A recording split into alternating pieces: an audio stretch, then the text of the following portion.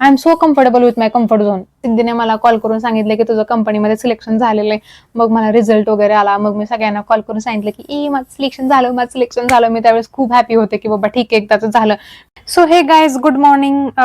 मी हा व्हिडिओ बनवण्याचं कारण मला इन्स्टाला खूप सारे DM येत आहेत की तू कोणत्या ब्रांचमध्ये इंजिनिअरिंग केली, किंवा तू कोणत्या कॉलेजला इंजिनिअरिंगला होती, आणि नंतर तुला जॉब कसा लागला, किंवा कशामध्ये जॉब करते, तू डेव्हलपमेंटमध्ये की टेस्टिंगमध्ये. आणि मी याच्या अगोदर पण सांगितलं की मी टेस्टिंगमध्ये, तर त्याच्यानंतर मला मेसेज यायला लागले की तू ऑटोमेशन टेस्टिंग करते का मॅन्युअल टेस्टिंग करते वगैरे, टीम कशी आहे, हे ते कोणत्या ऑफिसमध्ये काम करते, हे खूप सारे लोक विचारायला लागले. तर म्हटलं ठीक आहे बाबा, याच्यावरती आपण एक मोठा व्हिडिओ बनवूया, long YouTube video, so that people will get to know about this things. तर सगळ्यात पहिले म्हणजे मी ENTC इंजिनिअरिंग केली आहे, आणि मी होते पुण्याच्या सिंहगड, काशीबाई नवले सिंहगड कॉलेजला. आणि मी तिथे काय ऍडमिशन घेतलं, कारण मी बाकीचे कॉलेजेस पण टाकले होते लिस्टला, बट मला ते TFWS मध्ये भेटलं. मला CETला देवाच्या दह्याने कसे तरी चांगले मार्क्स पडले होते, आणि मी एका व्हिडिओमध्ये तुम्हाला सांगितलंय पण की मला मार्क्स चांगले कसे पडले होते CETला. सो ते चांगले मार्क्स भेटले. सो मला काशीबाई नवलेचं कॉलेज फ्रीमध्ये लागलं होतं. ऍक्च्युली TFWS ही गोष्ट तुम्हाला माहिती असेल. तर फ्रीमध्ये काय होतं की तुम्हाला CETला जर चांगले मार्क्स असतील तर तुम्हाला कॉलेजेस फ्रीमध्ये भेटतात. म्हणजे तुम्हाला फक्त थोडीशी 7-8 हजार वगैरे अशी काहीतरी फी पे करायची असते, आणि बाकीचं आपलं सगळं फ्रीमध्ये होऊन जातं. मग तशी नॉर्मली आमच्या कॉलेजची फी होती काहीतरी, मला वाटतं 55 का 60 हजार, आणि त्यामध्ये मी फक्त 7,000 रुपये पे केले होते, आणि बाकीचं सगळं मला फ्रीमध्ये होतं. आणि TFWS साठी पण असं नाही की तुम्ही कोणती पण ब्रांच घेऊ शकता वगैरे असं. मला फक्त जर ENTC घ्यायची असेल ब्रांच तरच फ्रीमध्ये होणार. जर कम्प्युटर किंवा कोणती बाकीची ब्रांच घ्यायची असेल तर आपल्याला जेवढी फी आहे तेवढी फी भरावी लागत होती. तर ते असं होतं. सो मी ओके होते ENTC साठी पण आणि कॉम साठी पण कॉम साठी पैसे भरावे लागत होते म्हणून मी ENTC घेतली. म्हणजे मला असं काही नव्हतं की मला हेच घ्यायचंय तेच घ्यायचंय वगैरे, पैसे मॅटर करत होते. सो मी ENTCला घेतलं. आणि ऍक्च्युली ना माझा 11वी-12वीला पण ENTC होता. सो मला वाटलं की ठीक आहे, नाही ते चांगलंच असेल. म्हणजे जर दुसरी काय ब्रांच असते मेकॅनिकल वगैरे तर मे बी कदाचित मला त्यामध्ये इंटरेस्ट नव्हता, सो मी ती नसती घेतली. बट माझं ENTC होतं अगोदर 11वी-12वीला पण. सो मला जरा थोडंसं वाटलं की ठीक आहे आपण घेऊ तिथे, आणि फ्रीमध्ये पण होते तर चांगलंच आहे ना, एवढेसे पैसे भरायचे. मग मी केलं, ठीक आहे म्हटलं, घेतलं तिथे ऍडमिशन. तिथे घेतल्यावर 4 वर्षाची डिग्री होती, आणि 4 वर्षाच्या डिग्रीमध्ये माझा पहिला वर्ष खूप खराब गेलं. एक तर माझा पूर्ण इंटरेस्ट गेला होता याच्यामधला, कारण एक तर ते कोडिंग बिडिंग होतं, आणि मला त्यावेळेस कसलंच कोडिंग आवडत नसायचं, आणि मला काय समजत पण नसायचं मेन गोष्ट म्हणजे. आणि ते पण, आणि इलेक्ट्रॉनिक्स पण, म्हणजे जसं 11वी-12वीला शिकलो होतं तसं तर नसणार आहे ना, कारण 11वी-12वी तर थोडंसं बेसिक होतं. बट इंजिनिअरिंगला आल्यावर तर ते थोडंसं जास्त जरा थोडं हार्ड होतं. सो ते माझ्या डोक्याच्या वरून जायचं, तुम्हाला ते काहीच समजत नसायचं. आणि मी नंतर कॉलेज पण बंक करायचे, आणि मला कसलाच इंटरेस्ट नसायचा. आणि मेन म्हणजे मॅथ्स मला अजिबात आवडत नसायचं, कसलंच आवडत नसायचं. मी तुम्हाला सांगितलं होतं की आधीच्या व्हिडिओमध्ये पण की मी मॅथ्समध्ये फेल झाले होते वगैरे असं तसं. तर मग मी कसं तरी केलं ते, कसं तरी चिटिंग वगैरे करून मी झाले मॅथ्समध्ये पास, आणि मी सगळे विषय वगैरे काढले फर्स्ट इयरचे विदाऊट चिटिंग. माझा मॅथ्स निघतच नसायचा, म्हणजे मला काहीच समजत नसायचं मॅथ्सचं. आणि ते इंटिग्रेशन डेरिव्हेशन किती अवघड असतं, मला नव्हतं जमत इंटिग्रेशन डेरिव्हेशन वगैरे. मी फर्स्ट इयर कसं तरी काढलं, आणि फर्स्ट इयर नंतर आम्हाला मग समजायला लागले की बाबा प्लेसमेंट्स असतात, हे असतं कॉलेजमध्ये, प्लेसमेंटसाठी कंपन्या येतात, आणि तुमचा जर चांगला पॉइंटर असेल तरच तुम्हाला ते प्रेफर करतात. तुम्हाला 4 वर्षाचा मिळून पॉइंटर धरला जातो तर तुम्हाला ते प्रेफर करतात वगैरे. अशा खूप साऱ्या गोष्टी आम्हाला 1 वर्ष झाल्यानंतर समजायला लागल्या. त्याच्या अगोदर तर मला काही माहिती पण नव्हतं. मग आमच्या मॅम वगैरे ते आम्हाला सांगायच्या की तुम्ही जर चांगला अभ्यास नाही केला तर असं होईल, तुम्हाला कंपन्या नाही देणार, कंपन्या आल्या तर दुसऱ्या लोकांना घेऊन जातील, आणि तुम्ही तसंच राहाल, मग तुम्हाला ऑफ कॅम्पस ट्राय करावं लागेल, आणि ऑफ कॅम्पस किती हार्ड असतं वगैरे, हे सगळ्या गोष्टी ते आम्हाला सांगायचे. मग काय केलं मी, तर मग नंतर मी हळूहळू अभ्यास चालू केला की कंपन्यांना काय काय पाहिजे वगैरे. आणि मग मला समजलं की आमच्या कॅम्पसमध्ये कॉग्निझंट येत होती, इन्फोसिस, ऍक्सेंजर, विप्रो, LTI माइंट्री येत होती, अशा चांगल्या चांगल्या म्हणजे कंपन्या यायच्या. आणि बट ज्यावेळेस मला समजलं की coding round is mandatory for that, मतलब कोडिंग राऊंड जर तुम्ही नाही क्लिअर केला तर तुमचे क्लिअर होण्याचे चान्सेस बऱ्यापैकी कमी होतात. तुम्हाला कोडिंग आलंच पाहिजे. मग तुम्ही ENTCचा असो किंवा कॉम्पचा असो, कोणत्याही काय म्हणतात त्याला, कोणत्याही याच्यासाठी ब्रांचसाठी तुम्हाला कोडिंग मॅन्डेटरी होतं. मग काय झालं की असेच 1 2 3 वर्ष गेले, कशा तरी थोडे ढकलत ढकलत ढकलत एकतर मी आधीपासून असे अभ्यासामध्ये जास्त इंटरेस्टेड नसायचे. ओके, म्हणजे मला जास्त मॅथ्स मला जास्त काही येत नसायचं. मी फक्त थेरॉटिकल पार्ट करून जायचे, मला न्यूमेरिकल्स वगैरे जास्त एवढं काही येत नसायचं. मग कसं तरी ते 3 वर्ष काढले आणि 4थ्या वर्षात मग मी जरा थोडंसं जास्त सिरियस झाले, कारण मला आता जॉब पाहिजेच आहे, काही केलं तरी. मतलब म्हणजे असं होतं की मला पाहिजेच आहे जॉब, मग तिकडं काही का होईना असं. मग पहिली कंपनी आली आणि ऍक्च्युली ही माझी पहिलीच कंपनी होती जी आता आहे. ती कंपनी माझ्या कॉलेजमध्ये आली आणि मला खूप सारे लोक बोलतात की तू तुझ्या कंपनीचं नाव का नाही सांगत, नाव का नाही सांगत. ऍक्च्युली मी तुम्हाला खूप साऱ्या व्हिडिओज मधून हिंट देते की माझी कोणती कंपनी आहे, पण तुम्ही लोक त्या हिंट त्याच्या थोडे सिरियसली नाही घेत. आणि मग मी डायरेक्टली नावं नाही सांगू शकत कंपनीचं, कारण माझ्या कंपनीचा एक छोटासा क्रायटेरिया आहे. ऍक्च्युली माझ्या प्रोजेक्टचा आहे का काय मला माहित नाही, बट माझा मॅनेजर मला नेहमी मेसेज करतो की कंपनीचं नाव कुठे हे नको करू, म्हणजे सांगू नको, किंवा तू काय काम करते म्हणजे एक्झॅक्ट कोणता प्रोजेक्ट आहे ते नको सांगू. मी तर त्या गोष्टी तर नाही सांगत, बट कंपनीसाठी मी तुम्हाला लोकांना हिंट्स देते. पण बट ठीक आहे, आता मी नाव नाही सांगू शकत. मे बी तुम्ही बाकीचे व्हिडिओज वगैरे बघाल, शॉर्ट बघाल, माझे खूप सारे शॉर्ट तिथलेच असतात. मग तुम्ही शॉर्ट्स वगैरे बघाल तर तुम्हाला आयडिया येईल की मी कोणत्या कंपनीमध्ये. ओके, आणि तुम्ही, मला माहिती आहे की तुम्ही खूप सारे लोक इन्स्टाला पण विचारता किंवा युट्यूबच्या पण कॉमेंट्स मध्ये विचारता की कोणती कंपनी कोणती कंपनी, तर मी तिथे नाही सांगू शकत, म्हणजे थोडासा प्रॉब्लेम होऊ शकतो. आणि एकदा तसा इश्यू झालेला पण आहे माझ्यासोबत. ऍक्च्युली मी एक रील टाकली होती आणि त्याला बरेचसे व्ह्यूज गेले होते आणि तिथे फक्त एका ठिकाणी माझ्या कंपनीचा लोगो दिसत होता, तर त्यांनी तो व्हिडिओ मला डिलीट करायला लावला. इव्हन मला HR चा मेल आला होता. सो त्याच्यानंतर मी या गोष्टी थोड्या सिरियसली घेतल्या आणि मी कंपनीचं हे नाही सांगत आहे आता, कंपनीचं नाव नाही घेते आता. अशा तरी 3 3.5 वर्ष काढली आणि ज्यावेळेस मी 4थ्या वर्षाला गेले मी जास्त सिरियस झाले. आणि सिरियस म्हणजे की बाबा ठीक आहे, आपल्याला जॉब पाहिजे वगैरे असं, कारण सगळ्या लोकांना हळूहळू जॉब लागायला लागले होते वगैरे. म्हणजे मी ऐकायचे की बाबा ते लोक हे प्रिपेअर करतात, ते प्रिपेअर करतात, आणि मग मी विचार केला तर मी काहीच नसायचे करत. आणि मला वाटतं मी युट्यूब वगैरे पण हे नंतर चालू केलंय, मी अगोदर काहीच नसायचं, मी काहीच करत नसायचे. मग पुन्हा काय झालं की मी हळूहळू कोडिंग वगैरे शिकायला लागले, की काय असतं बाबा जावा, C++ वगैरे. ते मी 4th इयरला शिकायला लागले. मला पहिल्या 3 वर्ष काहीच येत नव्हतं त्याचं, आणि मला त्यामध्ये मी शिकायला जरी गेले तरी मला त्यामध्ये जास्त इंटरेस्ट येत नसायचा. सो मी काय केलं, मग नंतर मी हळूहळू ते हे शिकायला चालू केलं कोडिंग वगैरे. आणि मग माझ्या एक्झाम्स यायला लागल्या, मी एक्झामचा पण बऱ्यापैकी थोडा अभ्यास करायचे.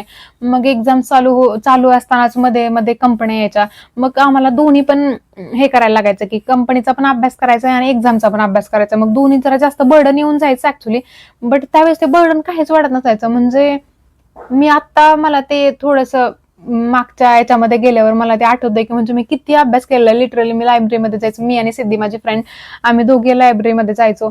आणि आम्ही सकाळी कधी कधी एकदम असं 7 7:30ला उठून लायब्ररीमध्ये जायचो आणि आम्ही रात्रीच रिटर्न यायचो.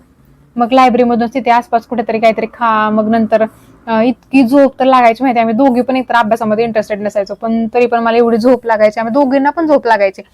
तरी कसं तरी 5 मिनिटाचा डुलका वगैरे घेऊन नंतर आम्ही अभ्यासाला चालू करायचो वगैरे. असं आम्ही खूप केलंय.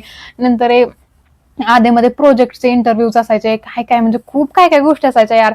आणि ते खूप बर्डन असायचं आमच्यावरती. पण जसं की आमचा फ्रेंड सर्कल पण असा चांगला होता, आम्ही खूप एन्जॉय पण केलं इंजिनिअरिंग मध्ये, त्याच्यामुळे आम्हाला एवढं ते बर्डन जास्त हे नाही झालं. बट आता विचार केल्यावर मला आठवतं की ते त्यावेळेस किती बर्डन होतं, but because of friends we didn't feel that, असं झालं. मग काय झालं की नंतर कंपनी वगैरे यायला चालू झाल्या, नंतर ही माझी कंपनी आली. मग त्यांच्यासाठी त्यांचे राऊंड होते. पहिली ऍप्टी होती, ऍप्टी नंतर इंग्लिश स्पीकिंगचा राऊंड होता आणि त्याच्यानंतर इंटरव्ह्यूचा राऊंड होता. ऍप्टी पण मला थोड्या मित्रांनी हेल्प केली होती, सो ती कशी तरी क्लिअर झाली. आणि त्याच्यानंतर मग ते इंग्लिश असतं ना, म्हणजे ते जे बोलतात त्यांच्या पाठीमागे आपण फक्त इंग्लिश सेंटेन्स रिपीट करायचे असतात, पण त्यांची इंग्लिशची ऍक्सेंट पण थोडी वेगळी असते, आपल्याला एवढं काय समजत नाही. आणि माझा त्यात पण थोडा राड झाला होता, मला ते पण काय समजत नसायचं ते काय बोलतायत. बट कशी तरी मी ते काढलं आणि त्याच्यानंतर माझा इंटरव्ह्यू झाला. आणि इंटरव्ह्यू पण माझा एवढा काही खास गेला नव्हता माहितीये. म्हणजे इंटरव्ह्यूला पण काय झालं ऍक्च्युली, इंटरव्ह्यूला गेले आणि माझ्या रूम मध्ये रेंज नव्हती, आणि त्यावेळेस तर माझ्याकडे लॅपटॉप पण नव्हता. Just imagine how I cracked my interview. माझ्याकडे लॅपटॉप नव्हता, then I use my friends laptop. And I think मला वाटतं मी सुपर सेट वरून लॉग इन हे केलं होतं, अप्लाय केलं होतं. मला खूप सारे लोक विचारतात ना की कुठून अप्लाय करायचं वगैरे, तर तुम्ही नोकरीवरून अप्लाय करू शकता, लिंक्डइन करून, सुपर सेट करून. बट आम्हाला कॉलेजवाल्यांनी सांगितलं होतं की सुपर सेट वरून अप्लाय करा. मग मी 2 कंपन्यांसाठी सुपर सेट वरून अप्लाय केलं होतं, एक तर PI आणि दुसरी ही. मग एका तर नाही झालं, आणि ह्याला मग, आणि सुपर सेट वरती व्यवस्थित सगळं दिसून येतं. म्हणजे ऍप्लिकेशन जर इन प्रोग्रेस असेल तर ते दिसतं, की तुम्ही इंटरव्ह्यू मध्ये सिलेक्ट झाला की नाही झाला, ते सगळं एकदम प्रॉपर दिसतं. आणि मग इंटरव्ह्यू मध्ये काय झालं की इंटरव्ह्यू मध्ये त्यांनी मला पहिल्यांदा ऍप्टीचे क्वेश्चन विचारले होते, आणि तुम्हाला म्हटलं ना की माझा मॅथ एकदम घाण होता, पण लकीली त्यांनी ऍप्टीचे जरा थोडे इझी क्वेश्चन विचारले आणि माझ्या फ्रेंड्सच्या मदतीने मी ते सॉल्व्ह केले होते. आणि मग त्यांनी मला ऍक्च्युली 3 क्वेश्चन विचारले होते, आणि ते पण म्हणजे एवढे पण इझी नव्हते, असे मॉडरेट लेवलचे क्वेश्चन्स होते. मग त्यांच्या मदतीने मी कसं तरी ते सॉल्व्ह केले. हे वाढलं का? अजून थोडा वेळ थांबावं लागेल बहुतेक. आणि मग अशा मदतीने मी ते सॉल्व्ह केले. आणि त्याच्यानंतर त्यांनी मला एकदम असे नॉर्मल क्वेश्चन विचारले होते माहितीये, की बाबा उप्स कन्सेप्ट काय असतात, पॉलिमॉर्फिझम, इनहेरिटन्स वगैरे, ते तर कोणाला पण येतच असताना तो एक खूप नॉर्मल क्वेश्चन आहे माहितीये. म्हणजे तुम्ही कोणत्याही इंटरव्ह्यू मध्ये गेला, कोणत्याही ते कोणत्याही कंपनीच्या, ते this questions are so common. OOPs concept, prime number find out करा, आणि ते जरी केले ना तरी म्हणजे मी ते केले होते ऍक्च्युली. तर त्याच्यामुळे मी म्हणजे पाठांतरच झालं होतं माझं, मी सगळं बाय हार्ट करून गेले होते. आणि मग तोच क्वेश्चन मला विचारले गेले, मग ते क्वेश्चन्स पण मी इझिली सॉल्व्ह केले होते, आणि एवढा सगळा चांगला इंटरव्ह्यू गेला. ओके. आणि ज्यावेळेस त्यांनी HR राऊंड चालू केला, म्हणजे सेमच इंटरव्ह्यू मध्ये माझा HR राऊंड झाला होता ज्यावेळेस, आणि मी HR मध्ये खूप म्हणजे हे होऊन जाते, गडबडून जाते.